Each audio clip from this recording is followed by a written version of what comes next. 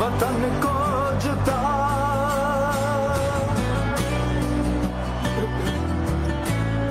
बिस्मिल्लाहिर्रहमानिर्रहीम। इय्याका नअबुदु व इय्याका नस्तईन।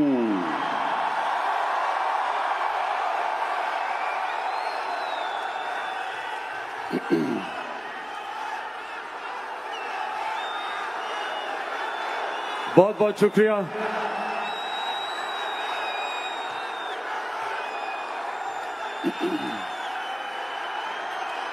बहुत बहुत शुक्रिया आपका। दिल से आपका शुक्रिया अदा करता हूं, दिल से शुक्रिया अदा करता हूं जो आज आपने मुझे इज्जत दी। बहुत बहुत शुक्रिया आपका।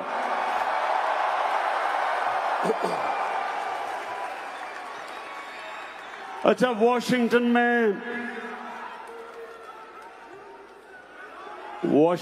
में मैंने सोचा था कि एक होटल के अंदर हम 500 1000 अपने पाकिस्तानी बुलाएंगे और मैं आपसे बातचीत करूंगा। मैं सोच भी नहीं सकता था कि इतने बड़े स्टेडियम में आपसे बातचीत होगी।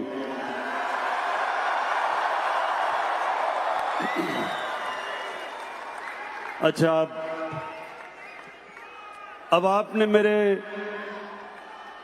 बड़ी आराम से अब मेरी बात सुननी है। सारे नारे बाद में, पहले मेरी आपने अब बात सुननी है।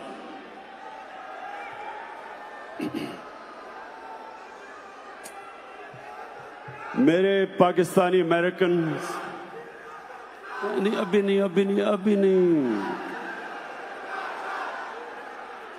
बन गया हूं।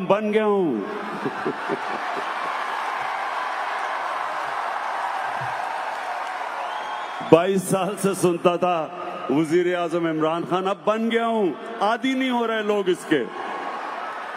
अच्छा जी सुने, मैं सबसे पहले तो जिधर से भी आप आए हैं, जिन भी शहरों से आप आए हैं, मैं आपको खुशामदीद कहता हूं। और मैं चाहता हूं आराम से मेरी बात सुने, आराम से। मैं कहीं नहीं जा रहा, आराम से आपसे बात करना चाहता हूं। देखिए मेरे पाकिस्तानियों,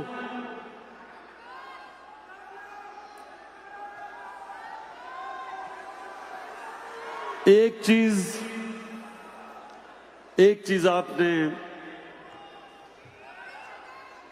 चीज आपने याद रखनी है कि ये जो अल्लाह ने हमें मुल्क दिया, सुने आराम से, पाकिस्तान जो अल्लाह ने हमें मुल्क दिया, ये किसी को भी अंदाजा नहीं है कि ये अल्लाह की कितनी बड़ी नेमत है। ये हमारा मुल्क, ये अल्लाह ने एक खास नेमत के तौर पे हमें दिया। और मेरे पाकिस्तानियों, ये वो मुल्क है जो इंशाअल्लाह ये हर साल आप इसको तब्दील होते देखेंगे। ये हर साल मुल्क ऊपर जाता रहेगा।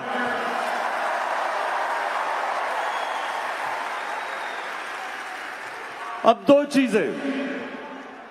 दो चीजें आपने समझनी है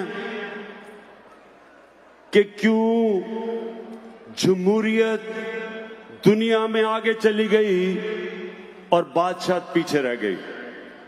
इसकी दो वजूहात हैं और मैं चाहता हूं कि ये याद रखें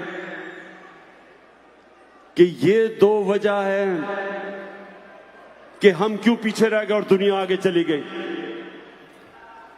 मेरे पाकिस्तानियों, जमहूरियत के अंदर दो चीजें हैं जो बादशाह में नहीं है। नंबर 1, जमहूरियत के अंदर मेरिट है। बादशाह के अंदर मेरिट नहीं है। खून के ऊपर बादशाह में रिश्तेदारी है, खून है। जमहूरियत के अंदर मेरिट है। दुनिया के अंदर जो मुल्क आगे गए मेरिटोक्रेसी की वजह से, जो मुल्क पीछे रह गए, जितनी कम मेरिट उतना मुल्क पीछे रह गया। मैं आपको सिंपल मिसाल देता हूं, क्रिकेट की मिसाल देता हूं। क्रिकेट में ऑस्ट्रेलिया दुनिया की वो टीम है जो दुनिया में सबसे कामयाब रही है। क्यों कामयाब है? क्योंकि ऑस्ट्रेलिया के अंदर जो उनका निजाम है वो सारा टैलेंट ऊपर ले आता है, मेरिट है। पाकिस्तान, मैं आप सबके सामने कहता हूं, मैं दुनिया में क्रिकेट खेला हूं, सबसे ज्यादा दुनिया में अगर मैंने क्रिकेट का टैलेंट देखा तो वो पाकिस्तान में।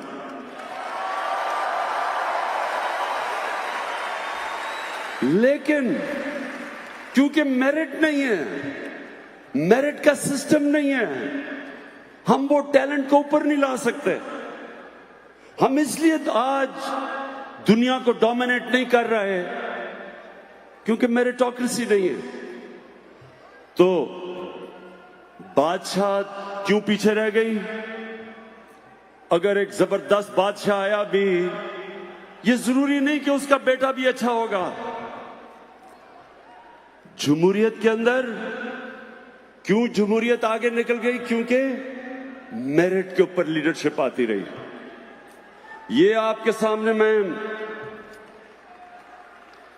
मैं मिसाल देता हूं कि इस मुल्क अमेरिका के अंदर क्योंकि जमहूरियत आ गई, क्योंकि अमेरिका में जमहूरियत आ गई, अमेरिका के अंदर इनकी मेरिटोक्रेसी ऐसी थी कि इनके लीडरशिप, अगर एक लीडर बुरा भी हुआ तो मेरिट के ऊपर लीडरशिप अच्छी आती रही। हमारे मुसलमान दुनिया में, आप हिंदुस्तान की मिसाल लें, मैं ही आज आप पाकिस्तानियों आज को इसलिए ये चीज कह रहा हूं क्योंकि आपको समझना चाहिए कि मुसलमान भी नीचे क्यों रह गए और पाकिस्तान भी आगे क्यों नहीं बढ़ सका। जो पहले 150 साल मुगल बादशाह रहे, हिंदुस्तान दुनिया की सुपर पावर थी। 150 साल जो दुनिया में हिंदुस्तान का जीडीपी था वो 25% से ऊपर था, सुपर पावर थी। एक से एक बेहतर मुगल बादशाह आया। 4 मुगल बादशाहों ने तकरीबन 150 साल हुकूमत की, लेकिन औरंगजेब के बाद जो उसके बच्चे आए किसी में भी कैपेबिलिटी नहीं थी। तो 7 मुगल बादशाह 13 साल में बदले, सारे एक से एक बदतर आया और वही मुगल एम्पायर खत्म हो गया। उसी तरह ऑटोमन एम्पायर, एक से एक बेहतर ऑटोमन बादशाह आता रहा सुलेमान तक, सुलेमान द मैग्निफिसेंट। उसका बेटा ठीक नहीं था और उधर से नीचे जाना शुरू हो गया। जमहूरियत में क्या होता है? क्योंकि खून के ऊपर नहीं सिलेक्शन होती लीडरशिप की, मेरिट के ऊपर होती है। इसलिए जिस तरह इलामा इकबाल ने भी कहा, शाह वलीउल्लाह ने भी कहा कि मुसलमान पीछे बादशाह की वजह से रह गए। अब पाकिस्तान पे आ जाएं। हमारे मुल्क में कायदे आजम के बाद क्यों नहीं कोई लीडर मिला? एक जुल्फिकार अली भुट्टो थे, एक कैरिज्मेटिक इंटेलिजेंट लीडर थे, लेकिन उसके बाद क्या हुआ? उसके बाद हुआ क्या? हमारे मुल्क में एक किस्म की बादशाह आ गई, मेरिट नहीं आई। जमहूरियत भी जब आती थी मेरिट नहीं आई। नवाज शरीफ को किस तरह लीडर बनाया गया? मिलिट्री डिक्टेटर ने उठा के बना दिया, कोई मेरिट नहीं थी। उनके भाई शहबाज शरीफ क्यों चीफ मिनिस्टर बन गए? उनके भाई थे। आसिफ जरदारी और बिलावल भुट्टो कैसे लीडर बन गए? कागज के पर्चे पे कहा कि जनाब हमारी वालदा हमें छोड़ गई है। उधर वली खान की फैमिली, वो भी फैमिली सिस्टम आ गया। उधर मौलाना फजलुर रहमान, उसके भाई भी और उसके बच्चे आ गए।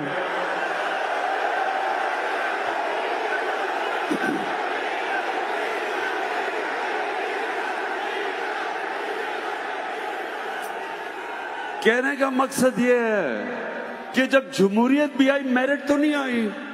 सो ये प्लीज याद रखें कि नंबर 1 चीज कि जिस माशरे में मेरिट नहीं होती वो आगे नहीं बढ़ता। आज चाइना आप चले जाएं, चाइना की जो कम्युनिस्ट पार्टी है उसको स्टडी करें, बेहतरीन मेरिट का सिस्टम है।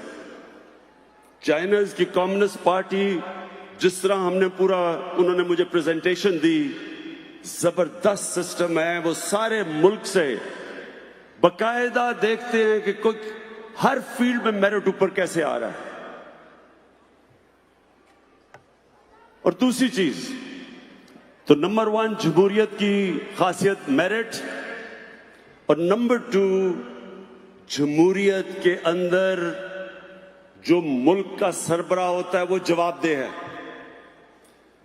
हजरत उमर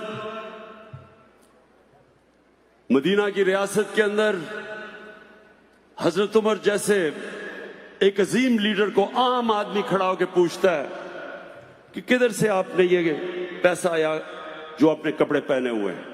लीडर जवाब देता। हजरत उमर ने ये नहीं कहा कि तुम्हारी मिजाल है मेरे से पूछो, या जो आजकल पाकिस्तान में हो रहा है ये नहीं कहा कि पता नहीं मैं कौन हूं। हजरत उमर ने जवाब दिया, लीडर जवाब देता। बरतानिया के अंदर जब जमहूरियत की शुरुआत हुई मैग्ना कार्टा में 800 साल पहले, तो क्या कोशिश थी कि लीडर को, जो बादशाह था, उसको कानून के नीचे लेके आए।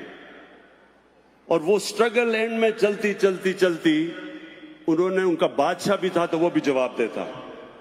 तो ये याद रखें, ये दूसरी चीज, जमहूरियत तब कामयाब होती है जब लीडरशिप जवाबदेह होती है। अब दूसरा हमारा देख ले पाकिस्तान का प्रॉब्लम, जब इनसे जवाब लेते हैं कहते हैं इंतकामी कार्रवाई हो गई।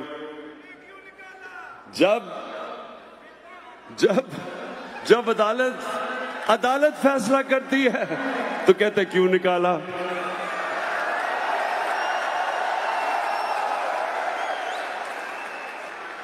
आप और ये जो आज पाकिस्तान में हो रहा है, ये नया पाकिस्तान बन रहा है। कभी इन लोगों से जवाब नहीं लिया गया था, कभी लीडरशिप से जवाब नहीं लिया गया था। लोग कहते हैं ना जी कि किधर है नया पाकिस्तान? आपकी आंखों के सामने नया पाकिस्तान बन रहा है।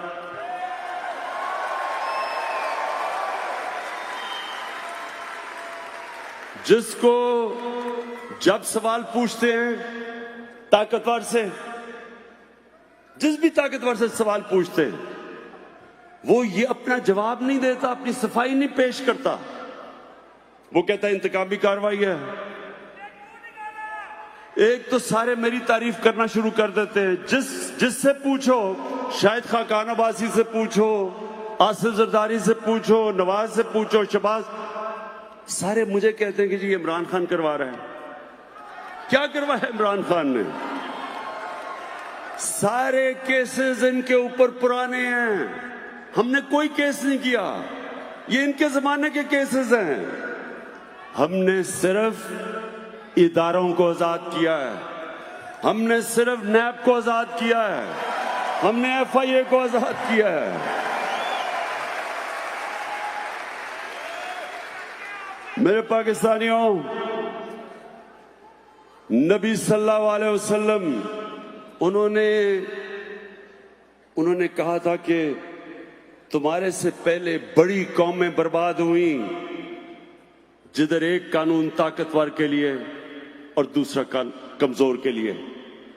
हमारे सामने, हमने अपनी आंखों के साथ सामने पाकिस्तान को नीचे जाते देखा है। मैं जब बड़ा हो रहा था 1960s के अंदर, पाकिस्तान सबसे तेजी से तरक्की कर रहा था बर्रे-सगीर में, बल्कि एशिया में पाकिस्तान की मिसाल दी जाती थी। वो मुल्क जो सबसे तेजी से तरक्की कर रहा था, इंडस्ट्रियलाइज हो रहा था। हमारी ब्यूरोक्रेसी सारी एशिया में सबसे टॉप पे ब्यूरोक्रेसी मानी जाती थी। हमारे हॉस्पिटल, हम सब, मैं गवर्नमेंट हॉस्पिटल में पैदा हुआ था। गवर्नमेंट हॉस्पिटल का बेहतरीन स्टैंडर्ड था। हमारी यूनिवर्सिटीज की डिग्रीज दुनिया में एक्सेप्ट होती थी। मिडिल ईस्ट से लोग हमारे पाकिस्तान में पढ़ने आते थे। एचएसएन कॉलेज जिधर मैं पढ़ा हूं, वहां मलेशिया के शहजादे आके पढ़ते थे। बाहर से लोग आके पढ़ा करते थे पाकिस्तान में। और वही पाकिस्तान को हमने आहिस्ता आहिस्ता नीचे जाते देखा। और वो नीचे क्यों गया? एक तो बदकिस्मती से जो 70s में एक सोशलिज्म आई, जो ना सोशलिज्म थी, ना तीतर था ना बटेर था, उसकी वजह से हमारी इंडस्ट्रियल ग्रोथ रुक गई। लेकिन असल तबाही 1985 के बाद आई। 1985 के बाद नॉन पार्टी इलेक्शंस में पहली दफा पैसा चलना शुरू हुआ। पहली दफा सियासत के अंदर रिश्वत चलनी शुरू हुई। पहली दफा सियासत के अंदर डेवलपमेंट फंड्स के नाम पे सियासतदानों को खरीदा गया। छांगा मांगा में, रेस्ट हाउस में सियासतदानों को नीलाम किया गया। और हमने अपनी सामने पाकिस्तान को नीचे जाते देखा। तो आज हम जब इस मुल्क को उठा रहे हैं, ये दो चीजें हमने लेके आनी है।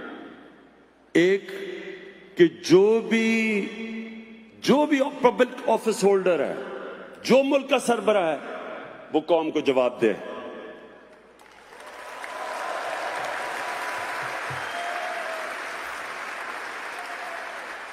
आजकल ये सारे सब इकट्ठे हो गए हैं। कोई दीनी जमात है, फजलुर रहमान इस्लाम को लेके आ रहा है, वो भी एक साथ है। दूसरी तरफ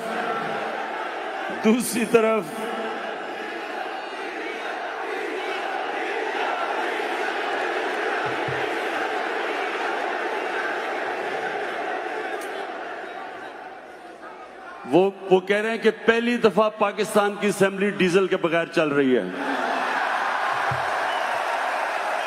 तो फजलुर रहमान, दूसरी तरफ सेकुलर बिलावल भुट्टो, वो भी साथ मिल गया। फिर नून लीग, जिसका पता ही नहीं कि वो क्या है, वो भी साथ है। सब इकट्ठे हैं। इनका सब एक मकसद है, सिर्फ एक मकसद है। इनका सिर्फ एक मकसद है। क्या है? बताएं क्या है कि मकसद? 3 लफ्ज सुनना चाहते हैं मेरे से, NRO, यानी कि जो अब तक इक्तदार में बैठ के मुकमुका है, सब एक चीज चाहते हैं। तो नंबर 1, ये मैं आज आप सबके सामने कहना चाहता हूं, दुनिया इधर उधर हो जाए,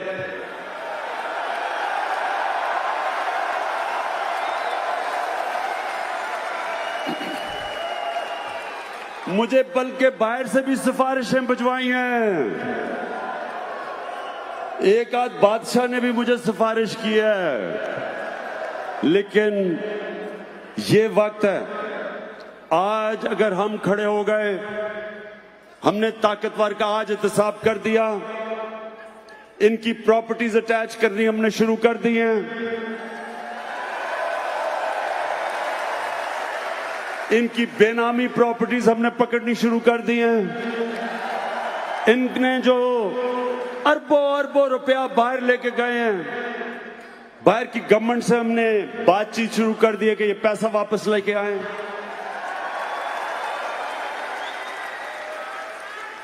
और ये याद रखना कि ये है वो वक्त जब पाकिस्तान बदलेगा। आपके सामने बदल रहा है। और दूसरी चीज, हमने पाकिस्तान में मेरिटोक्रेसी लेके आनी है, मेरिट का सिस्टम लेके आना है।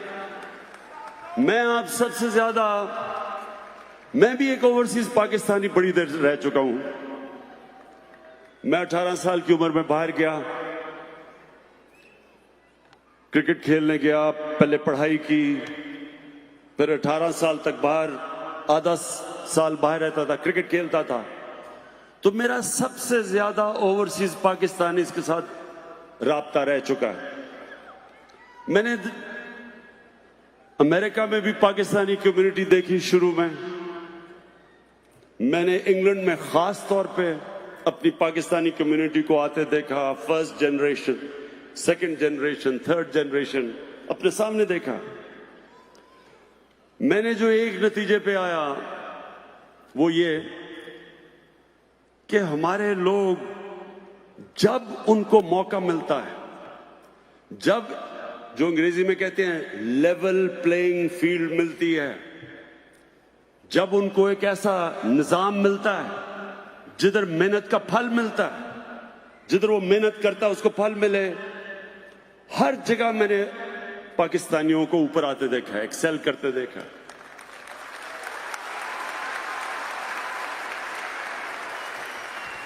क्योंकि पाकिस्तान में मेरिट नहीं, मौके नहीं मिलते, क्योंकि पाकिस्तान के अंदर वो सिस्टम ही नहीं जो मौका देता है आम आदमी को ऊपर आने का। हमारा तालीम का सिस्टम नहीं ऊपर आने देता। किस मुल्क में है इंग्लिश मीडियम थोड़े से तबके के लिए, उर्दू मीडियम बाकियों के लिए, फिर दीनी मदरसे? किस मुल्क में 3 सिस्टम चलते हैं? हमारा तालीम का निजाम ही हमारे निचले कमजोर तबके को ऊपर नहीं आने देता। एजुकेशन अपार्थाइड है। और यहां इधर मौके मिलते हैं लोगों को। हमने कितने, मैंने अपनी आंखों के सामने मजदूर देखे आते हुए इंग्लैंड, उनके बच्चे मुफ्त गवर्नमेंट स्कूलों में पढ़े और वो देखते देखते किधर से किधर पहुंच गए। तो क्यों नहीं कर सकते हम अपने मुल्क में? और इंशाअल्लाह ये है पहली दफा पाकिस्तान में, अब ये पहली दफा हो रहा है पाकिस्तान में कि हम गवर्नमेंट स्कूलों के अंदर सिस्टम ठीक कर रहे हैं, एक सिलेबस लाने की कोशिश कर रहे हैं सारे स्कूलों के अंदर कि एक मेन सिलेबस हो सबके लिए।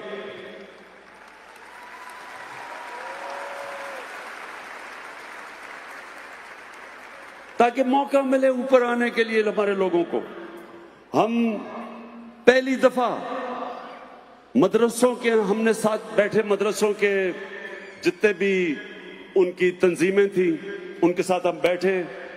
अभी हमने उनसे मुआहदा किया है कि मदरसे के बच्चों को भी मौका मिले ऊपर आने का, उनके लिए भी दीन के अलावा साइंस के सब्जेक्ट पढ़ाए जाए, मैथ्स पढ़ाए जाए, मौका दिया जाए ताकि वो भी डॉक्टर्स बन सकें, वो भी ऊपर आ सकें। कौन तो अपने मुल्क में अब तक, अब सोचे 8 लाख बच्चे हैं जो इंग्लिश मीडियम स्कूलों में जाते हैं। 8 लाख, 3.25 करोड़ बच्चे जाते हैं उर्दू मीडियम में, 25 लाख बच्चे जाते हैं दीनी मदरसों में। तीनों पैरेलल सिस्टम है, 3 पैरेलल कल्चर है। तो ये सबसे बड़ा कदम होगा कि पाकिस्तान के अंदर एक मेन तालीम का सिलेबस आए ताकि एक कौम बने, हम तब एक कौम बने।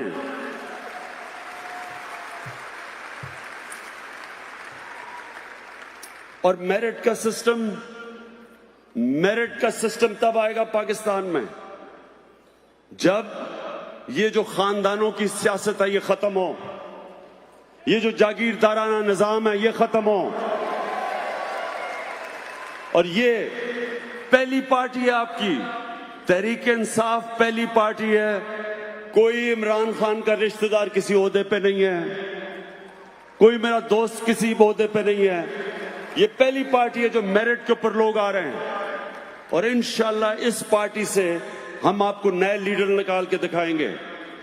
जिस तरह मुराद सईद एक आम स्टूडेंट से उठ के एक लीडर बन गया है, फेडरल मिनिस्टर है आज, किसी का रिश्तेदार नहीं है। और हमाद अजहर अभी एक हमारा नया लीडर उभरा है जिसको फिर हमने फेडरल मिनिस्टर बनाया है।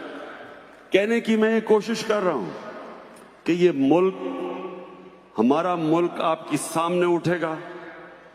आपके सामने आप देखेंगे कि सिर्फ हम निजाम ठीक करके मौका देंगे निचले तबके को ऊपर आने का। मैं आपको एक मिसाल देता हूं नमल यूनिवर्सिटी की। मैंने नमल यूनिवर्सिटी क्यों बनाने का फैसला किया? क्योंकि मियांवाली के अंदर मैं जब हल्के में फिरता था तो बेरोजगारी थी, नौजवान बेरोजगार फिर रहा था, जुर्म की तरफ जा रहा था, मंशियात की तरफ जा रहा था। तो मैंने सोचा एक टेक्निकल कॉलेज बनाऊंगा ताकि हुनर सीखे।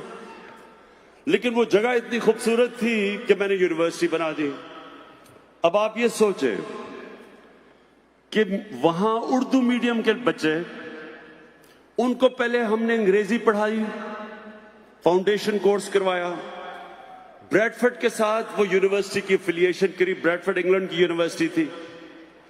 मैं आपको अब ये समझाने की कोशिश कर रहा हूं कि कितना बड़ा टैलेंट हमारा नीचे है पाकिस्तान में, जिसको मौका नहीं मिलता ऊपर आने के लिए।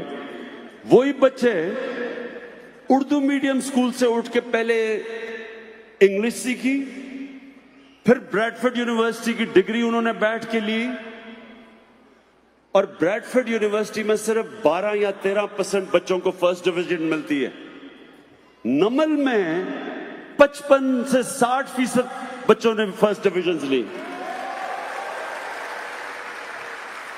तो आप ये खुद सोचें कि कितना ज्यादा हमारा टैलेंट जाया हो रहा है पाकिस्तान में, क्योंकि हमारा निजाम ही एलीट का है, ऊपर ही नहीं आने देता लोगों को। तो सबसे ये दूसरा बड़ा हमारा चैलेंज है। लेकिन मैं